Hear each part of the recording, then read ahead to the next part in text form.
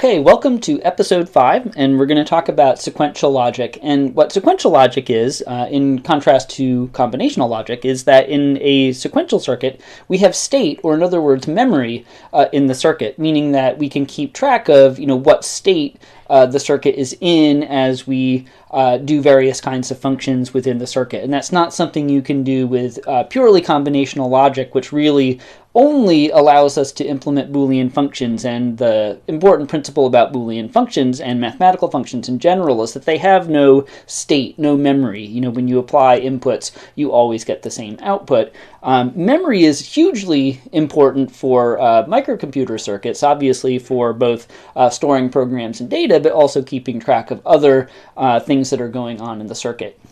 Okay, so what we're going to do in this episode is look at several stateful sequential circuits that we can build with ordinary logic gates. So interestingly, it is possible to do sequential logic using just basic logic gates, and we'll see that these circuits are specifically built out of NAND gates.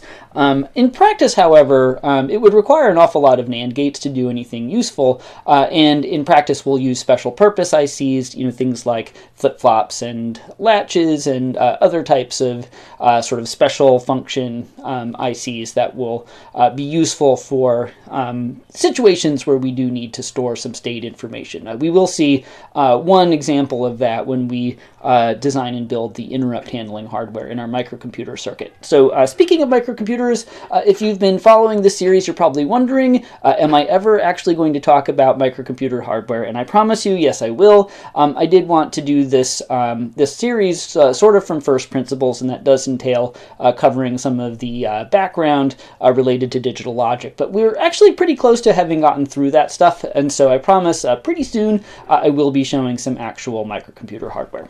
To begin our discussion of sequential logic, let's talk about something that we can do that we didn't see with combinational circuits, which is to consider what might happen if we allow cycles in the network of logic gates, meaning that we take the output of a later logic gate and feed it back into the input of an earlier logic gate. And so that technique is called feedback.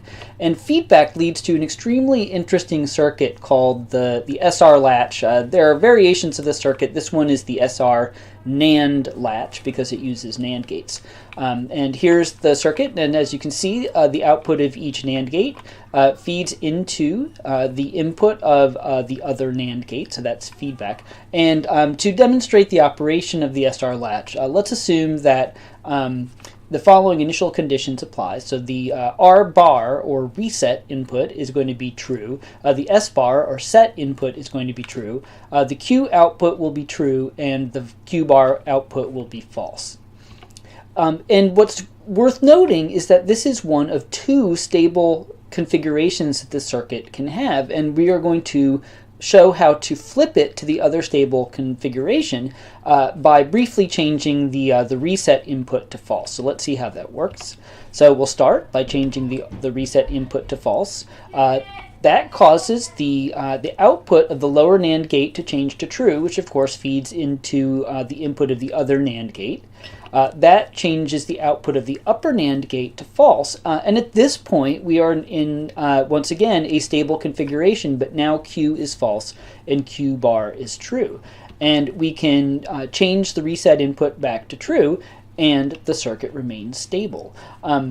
We could change back to the original configuration by essentially doing the same thing we did to reset to the set input, briefly change it to false, and that would change Q to true and Q bar to false. And it's essentially the same chain of events, because just in the other sort of direction, because the circuit is symmetric. So what's really significant about the SR latch is that it is a 1-bit memory element, and we can use SR latches and other similar stateful circuit elements to build memory into a circuit, and that means things like registers and caches and RAM, and just in general, this gives us a way that we can have state information as part of the implementation of a digital circuit. All right, so now that we've walked through the operation of the SR latch, using a schematic representation, let's see the actual circuit in action built on a breadboard. So the two NAND gates I'm using are in a 74HC00 device. I'm using 2 out of the 4 NAND gates that are in this chip. I have my 2 push-button inputs, set and reset, wired so that they produce a low signal when I press the button, because that's really the most useful sort of way to operate an SR latch made out of NAND gates. And here my 2 LEDs are showing the Q and Q bar outputs of the SR latch. Currently Q is high, Q bar is low. So if I pulse the R input, the latch changes state, so now Q is low and Q bar is high. If I pulse the set input, the latch changes state back to its original state, so now Q is high and Q bar is low. So the operation of the actual circuit does indeed match our prediction about its behavior. As we saw, the SR latch functions as a 1-bit memory device, giving us a way to represent state information in a digital circuit. The shortcoming of the SR latch is its signaling protocol, which requires us to toggle one of 2 different inputs depending on whether we want to store a 0 or a 1 in the latch.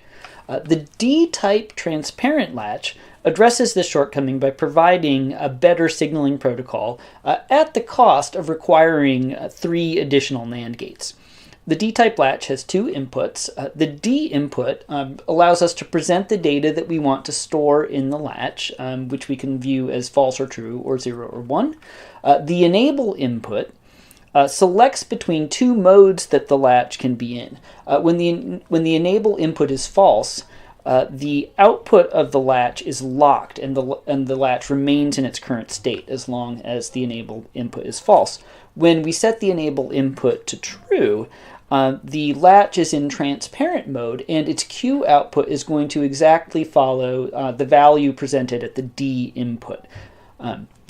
Okay, so let's look to see how this device works. As you can see in the circuit for the D-type transparent latch, an SR latch is used to store the 1 bit of state information. 2 additional NAND gates are added to generate the control signals for set and reset as the inputs to the SR latch. When the enable input is false, that guarantees a true output at these control gates, which, as we saw, effectively locks the outputs of the SR latch in whatever configuration the SR latch is currently in. One NAND gate in the circuit is used as an inverter, and what it does is that we present the D input directly to the top control gate in the circuit, and we present the negation of D to the bottom control gate in the circuit. And what happens is that when the enable input is true, this will cause exactly one of the 2 control gates to generate a low output. And specifically, the bottom control gate, which generates the reset signal to the SR latch, that will go low if D is false, and the top control gate, which generates the set input to this SR latch, that will go low if D is true. And so this will cause, effectively, the Q output of the latch to exactly replicate the D input as long as the enable input is true. When we set the enable input from true back to false, that will effectively lock the SR latch in its current state.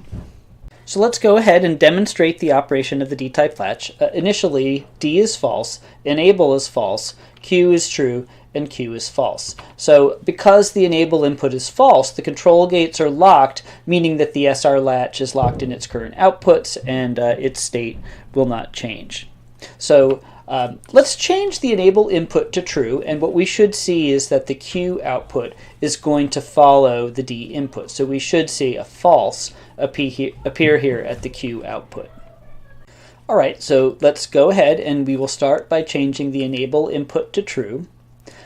That causes a false output to appear at the lower control gate, which in turn causes a true output to appear on the lower NAND gate in the SR latch, which then of course feeds into the input of the upper NAND gate. And in turn, that causes a false output to appear on the upper NAND gate in the SR latch. And at this point, the SR latch is in a stable configuration and the circuit is stable. Now, let's change the D input to true. And since the latch is still in transparent mode because the enable input is true, we should see the Q output change to true in order to follow D. So we start by changing the D input to true. That causes two things to happen. The output of the inverter changes to false, and the output of the upper control gate changes to false. And note that although we are showing these two output changes happening at the same time, they might happen at slightly different times, and they could happen in either order.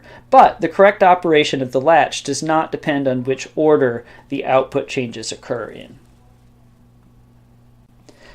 Next, the lower control NAND gate output changes to true, and also the upper NAND gate in the SR latch, its output changes to true. And again, these output changes could happen in either order. And as the next step, the output of the lower NAND gate in the SR latch changes to false, and at this point, the circuit is again stable. And the output Q has indeed changed to exactly replicate the D input. Finally, we're going to change the enable input back to false, and that will lock the state of the latch. So we'll start by changing the enable input back to false. That will change the output of the upper control gate, which controls the set input to the SR latch, to true. And now, because both the set and reset inputs to the SR latch are true, the output of the SR latch is locked. Devices such as the D-type latch are very important building blocks for digital circuits, so we give it its own schematic symbol that you can see here.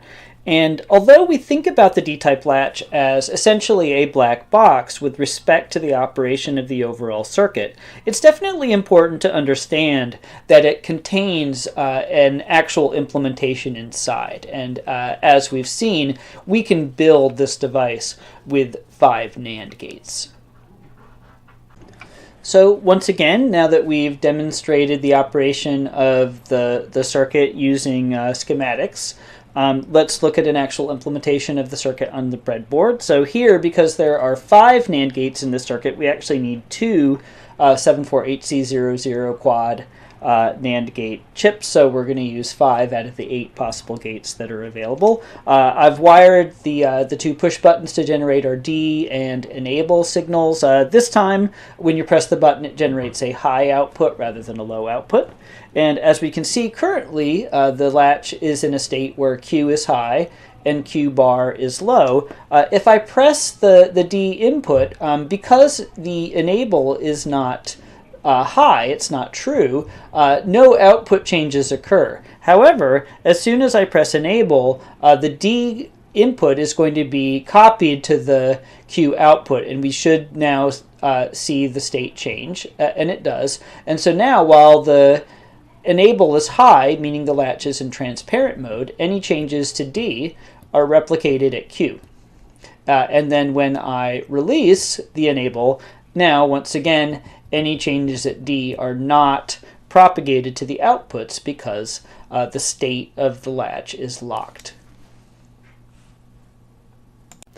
One limitation of the D-type latch is that if the D input changes while the latch is enabled, the output changes.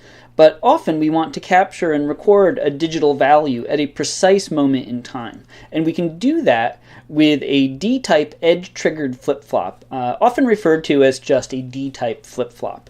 This is a device that has 2 inputs. The D input, as with the D-type latch, allows us to present the data that we want to store in the flip-flop. The CP input, meaning clock pulse, when that input changes from low to high, which is described as a positive clock edge, the current value of the D input is captured and appears at the Q output. We can build a D-type flip-flop from 2 D-type latches and an inverter, and the inverter, of course, can just be a NAND gate, as it is shown here. And one important feature to observe about the D-type flip-flop is that due to the inverter, which negates this CP input, In general, only one of the two latches will be enabled at any particular time, and that is a feature that is important to the operation of this device. So now let's see how the D-type flip-flop works. And here are the initial conditions. So the D input is false, the CP input is false, the Q output is false, and the Q bar output is true. And one thing that we can note is that because of this inverter, we get a true output at the inverter, meaning that the first latch is enabled and is in transparent mode, but because the false input at CP propagates to the enable of the second latch's output is locked.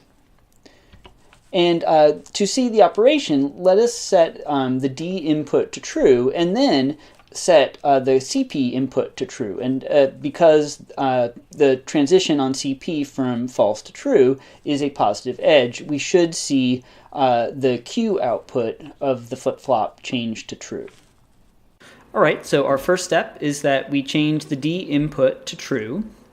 And because the first latch is in transparent mode, that's going to cause the Q output of the first latch to change to true. Because the second latch is still locked, no outputs change on the second latch. All right, so now we change the CP input from false to true. And of course, we notice that that propagates to the enable of the second latch. So now the second latch is in transparent mode. That causes this true that's present at the second latch's D input to propagate to Q and Q bar. So Q is now true, Q bar is false. And because of the propagation delay across this NAND gate that's being used as an inverter, strictly after this true input arrives at the enable of the second latch, a false is going to be asserted on the enable of the first latch. And we're guaranteed that that happens after the second latch is enabled. And that causes the first latch to be locked. And so even though the second latch is in transparent mode, because the first latch is locked, its output is not going to change. So that means that the overall outputs of the flip-flop are not going to change. To conclude our demo of the D-type flip-flop, let's set the CP input back to false. That's a negative edge, a true to false transition. And so the first thing we do is we change CP to false, and of course that is going to disable the second latch. So the second latch is now locked.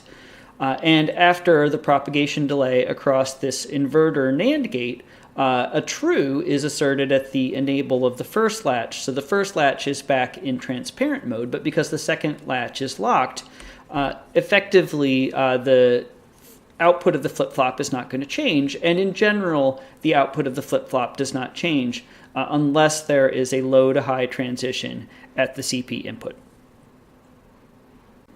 The main advantage of the D-type flip-flop is that it allows state to be updated at a precise instant in time. So a potential drawback of the D-type transparent latch is that while the latch is in transparent mode, the output can change if the input at the D input changes. And in contrast, a D-type flip-flop allows us to control exactly when an input at the D input is captured. And for this reason, D-type flip-flops are useful for things like cleaning up the output of a potentially glitchy combinational logic circuit. And just in general, D-type flip-flops are among the most commonly used mechanisms for representing and storing state information in a digital circuit. So if you need to store state in a circuit, this is probably the main device you're going to consider using. And of course, as we saw with the D-type transparent latch, when you have a really useful fundamental building block like the D-type edge-triggered flip-flop, it gets its own schematic symbol. We will treat it as essentially, more or less primitive element in a digital circuit. But again, you do have to realize there is an implementation inside this, consisting of some number of NAND gates. All right, as always, any kind of demonstration of a circuit at the schematic level, we like to accompany with an actual practical demonstration of the circuit actually working. So here is a construction of the D-type edge-triggered flip-flop. There are 11 NAND gates, and there are 3 74HC00 quad NAND gate chips, so we use all but one of the gates. Okay, so right now, as you can see, the output of the flip-flop, currently Q is low and Q bar is high, and we can, trigger the D input all we want, but that does not change the outputs. And in general, we're not going to see a change in the output until we have a low to high transition on the clock input. Okay, so if I want to store a 1 in the flip-flop, I present the 1 at the data input, the D input. There's my positive edge, and as you can see, the outputs change state. I send the clock signal low, and the outputs don't change, and so now the flip-flop is in the other state where Q is high. And again, I can press D, doesn't change things, but if I want to reset Q back to a low value, just again send a positive edge, and done. Okay, now that we've covered the basics of sequential logic, let's talk about some additional considerations that we will need to keep in mind as we design circuits that use sequential logic devices. So when I said that for our edge-triggered flip-flop that it allows us to capture an input at an exactly precise instant in time, I actually lied when I said that. In reality, when you provide a clock signal to a flip-flop, the data must meet the flip-flop setup and hold time parameters. And the setup parameter, this is a constraint that the input must be valid, meaning consistent, for at least this amount of time before the rising clock edge that clocks the data into the flip-flop. And so I looked at a data sheet for a 74HC series flip-flop device, and the setup time was about 15 nanoseconds, meaning your input must be consistent and stable 15 nanoseconds before you try to clock that input into the flip-flop. The hold time is the amount of time that your input signal must be valid after the rising clock edge. And same data sheet showed a hold time of about 5 nanoseconds. So as the designer of a digital circuit using sequential logic, you need to make sure that the system is guaranteed that the clock edges that basically store data in a flip-flop or a latch meet the setup and hold time requirements. And transparent latches also do have setup and hold time requirements. In the case of a transparent latch, they are relative to the time that you change the enable input from true, transparent mode, back to false in order to lock the outputs. Another very important consideration in designing circuits with sequential logic is power on reset.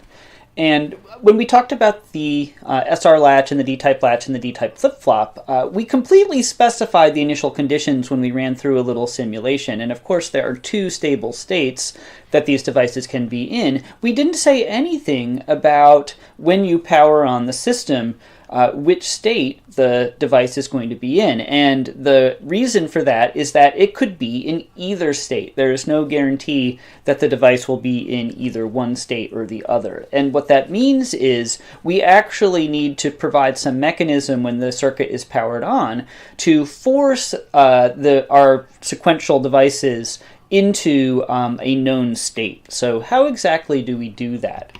So there are sort of 2 issues. One issue is we need to actually generate a power on reset signal. So when the system powers up, we need to send a signal to all of the various latches and flip-flops to tell them, please get into your appropriate initial state. And there's various ways you can generate this power on reset signal. You can use a simple RC circuit.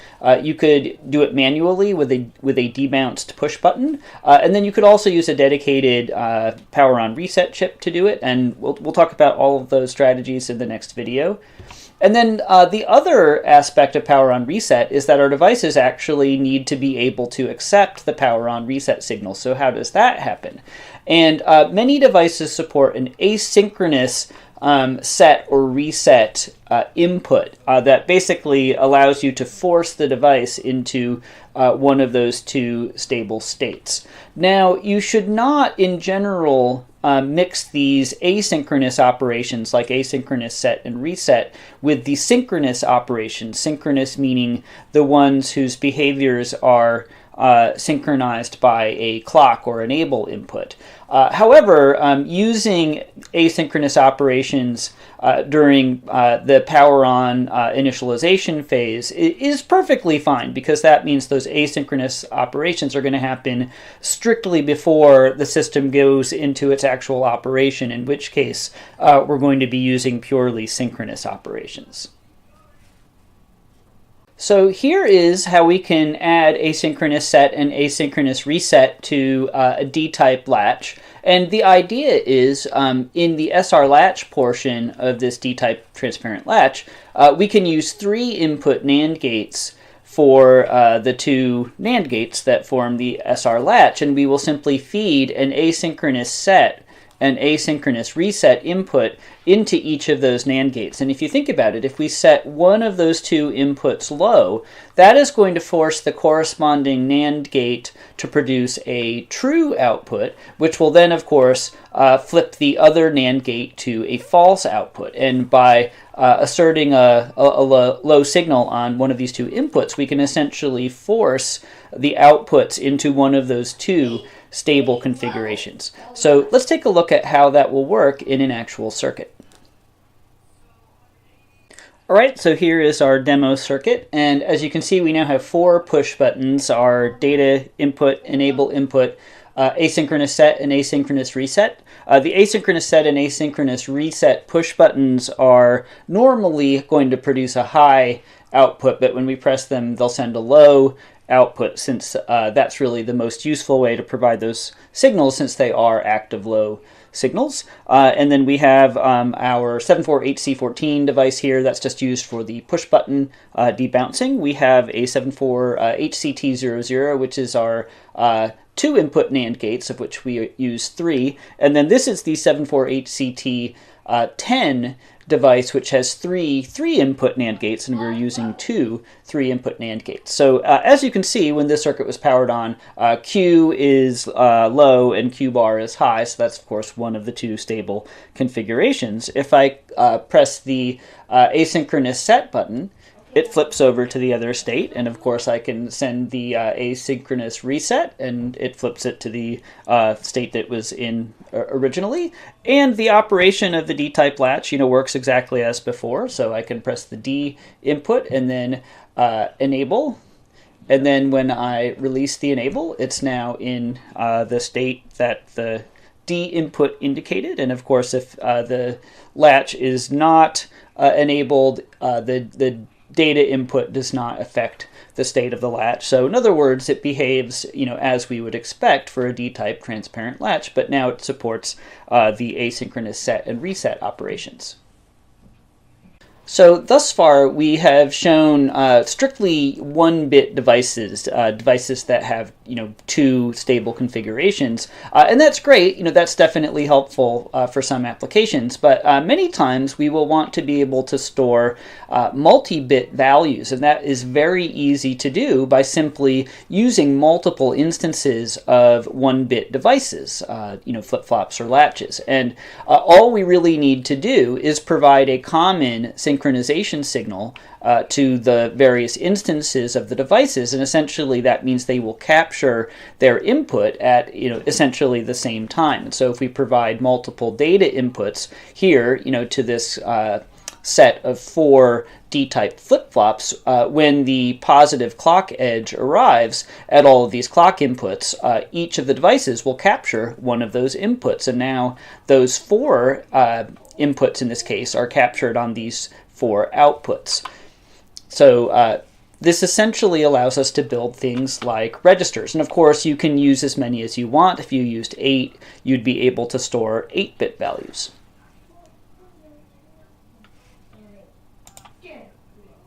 So thus far, we've talked about how to create sequential devices like latches and flip-flops out of logic gates. But of course, that is not actually how we would incorporate sequential logic into a circuit. What we would really do is add dedicated sequential logic devices that typically contain multiple latches or flip-flops. So here are some of the common useful ones. So there is the 74HCT74, that's two D-type edge-triggered flip-flops in a single chip. Each of them is completely independent, so they have separate clock inputs. They support asynchronous set and reset. So those are good if you need a sort of a fully featured single D-type flip-flop in your circuit. And then there are several chips that give you multiple latches or flip-flops that have a common clock or enable input, meaning that you can present multiple data values and sort of clock them all into multiple latches or flip-flops at the same time. So there is the 74HCT175. That is 4 D-type flip-flops with a common clock, and they all support asynchronous reset. Then there are the 74HCT 373 and 573. Those are equivalent, just different pinouts. Those are 8 D-type latches in a single chip with a common enable input. And then there are the 74HCT 374 and 574. Again, equivalent but different pinouts. Those are 8 D-type edge-triggered flip-flops in a single chip with a common clock.